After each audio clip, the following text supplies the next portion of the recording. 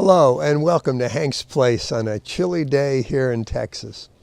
We've been looking for identifying marks of a real Christian, not just externals like do they go to church? The Antiochian believers we found out were the first to be called Christians, little anointed ones. And from that we can surmise that their conversation and behavior focused upon the anointed one, Jesus.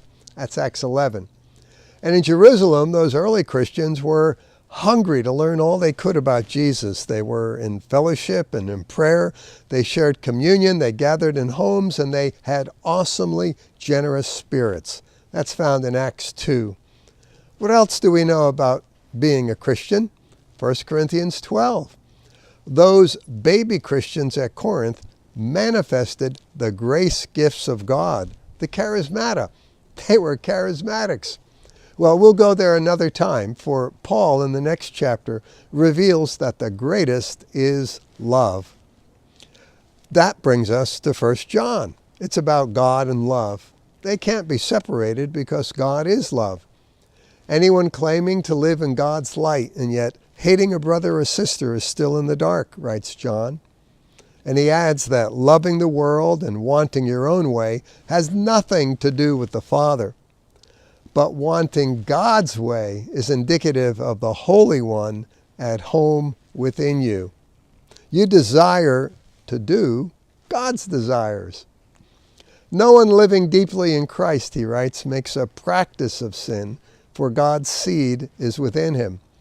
But the one who will not practice righteousness isn't from God, nor the one who won't love the brethren. It's a simple test. 1 John 3:10. And he adds that even as Christ gave his life for us, we no longer live just for ourselves, but also for our brothers and sisters. John explains that first we were loved, and now we love, and that loving God includes loving people. 1 John 4:21. Most Christians don't understand the grace of God. They don't know that they're fully accepted in the beloved, that's in Christ Jesus, already by the Father. And rather than freely receive this love of God and from that loving others, they're totally worn out. They feel like failures. They're trying to measure up to some performance standard, and they're trying to love others without having first received that amazing love of God. Well, if that's you, my dear friend, stop it today. Sit down. Throw off that garment of performance. Instead, receive the love of God.